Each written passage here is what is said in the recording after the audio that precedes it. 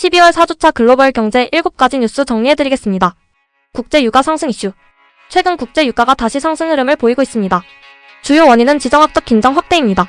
특히 미국과 베네수엘라 간 갈등이 시장에 영향을 주고 있습니다.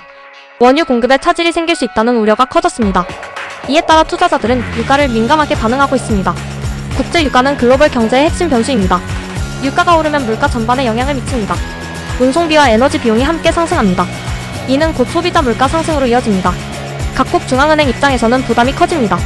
금리 인하를 고려하던 국가들도 고민이 깊어집니다. 인플레이션 재확산 가능성이 제기되기 때문입니다. 항공사와 물류기업의 비용 부담도 증가합니다. 기업 수익성에도 부정적인 영향을 줍니다. 반면 정유 및 에너지 기업들은 상대적으로 수혜를 입습니다. 이에 따라 관련 주식이 주목을 받습니다. 유가는 단기적인 이슈에도 크게 반응합니다. 시장은 항상 최악의 상황을 먼저 반영합니다. 이번 주 역시 그러한 흐름이 나타났습니다. 유가 변동성은 연말까지 지속될 가능성이 있습니다. 글로벌 경제 불확실성이 완전히 해소되지 않았기 때문입니다. 특히 중동과 남미 지역 정세가 중요합니다. 작은 사건도 큰 가격 변동을 유발할 수 있습니다. 소비자 체감 물가에도 영향을 줍니다. 정부의 물가 관리 부담도 커집니다. 유가 안정은 경제 안정의 핵심 요소입니다. 따라서 유가 뉴스는 항상 주목받습니다. 이번 주 글로벌 경제에서도 중요한 이슈였습니다. 향후 국제 정세가 유가 방향을 좌우할 것입니다. 당분간 유가 관련 뉴스에 주의가 필요합니다. 미국 기준금리 불확실성. 글로벌 금융시장은 여전히 미국의 통화정책을 주시하고 있습니다. 미국 연방준비제도의 기준금리 결정이 핵심입니다. 최근 연준은 명확한 방향성을 제시하지 않았습니다. 금리 인하 시점이 불투명한 상황입니다. 이로 인해 시장의 불확실성이 확대되고 있습니다. 투자자들은 확실한 신호를 원하고 있습니다. 그러나 연준은 신중한 태도를 유지하고 있습니다. 인플레이션이 완전히 안정되지 않았기 때문입니다. 금리가 높게 유지되면 대출 부담이 커집니다. 기업의 투자 활동도 위축됩니다. 소비 심리 역시 둔화됩니다. 이는 경기 둔화로 이어질 수 있습니다. 반대로 금리 인하는 경기 회복에 도움이 됩니다. 하지만 시기 판단이 중요합니다. 연준은 물가와 고용 지표를 면밀히 보고 있습니다. 이 과정에서 시장은 기다림의 시간을 갖고 있습니다. 달러 가치는 강세를 유지하고 있습니다. 이는 신흥국 경제에 부담으로 작용합니다. 환율 변동성도 확대되고 있습니다. 글로벌 자금 흐름이 불안정해집니다. 한국을 포함한 주요국도 영향을 받습니다. 미국 정책 변화는 전 세계에 파급됩니다. 이번 주 역시 큰 변화는 없었습니다. 시장은 다음 회의를 기다리고 있습니다. 기대와 우려가 동시에 존재합니다. 이러한 불확실성은 투자 심리를 위축시킵니다.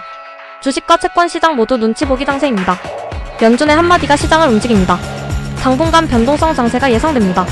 미국 금리 정책은 여전히 최대 변수입니다. AI 중심의 글로벌 증시 흐름. 최근 글로벌 증시는 인공지능 관련 종목이 주도하고 있습니다. 미국 증시에서 이 흐름이 특히 두드러집니다. 반도체와 데이터 센터 기업들이 강세를 보이고 있습니다. 투자자들의 관심이 특정 섹터에 집중되고 있습니다.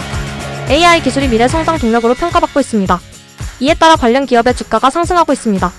그러나 모든 업종이 호황을 누리는 것은 아닙니다.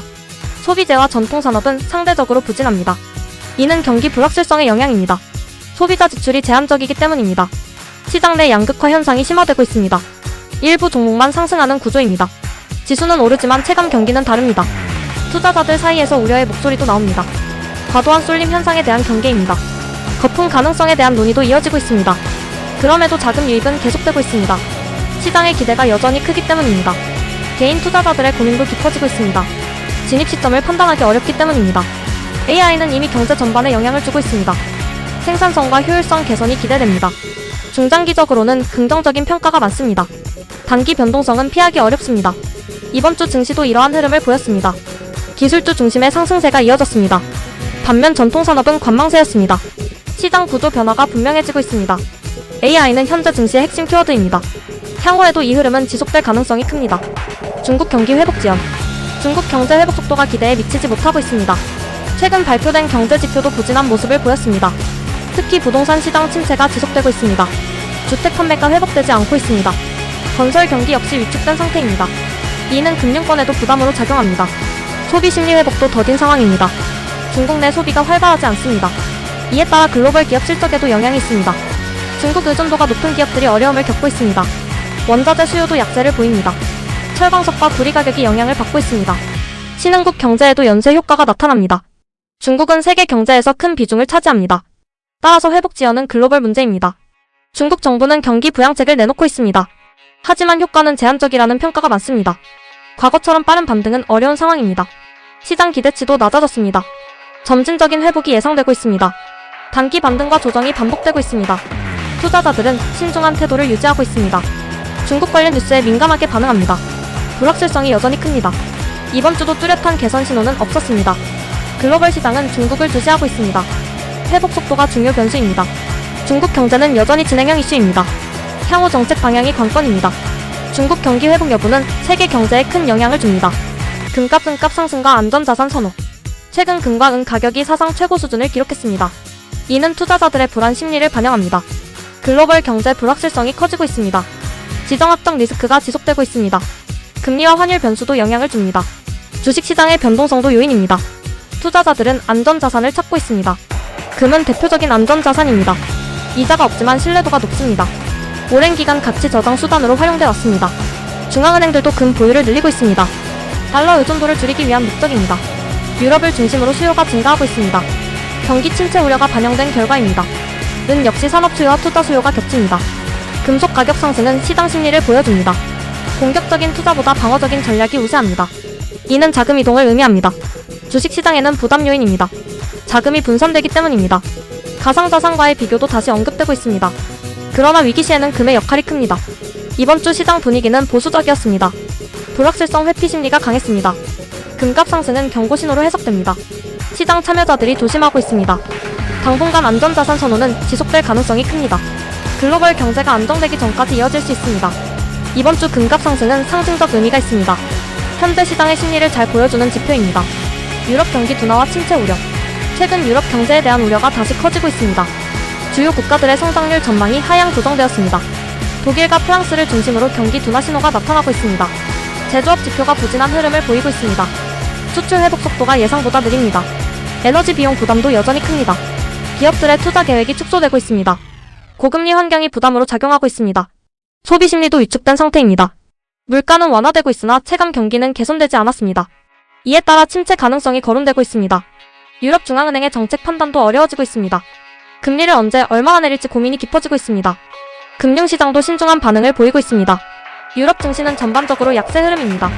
거래량도 줄어드는 모습입니다. 투자자들은 위험 회피 성향을 강화하고 있습니다. 방어적인 자산 선호가 뚜렷해지고 있습니다. 글로벌 자금이 미국으로 이동하는 현상도 나타납니다. 이는 유로화 약세로 이어집니다. 환율 변동성도 확대되고 있습니다.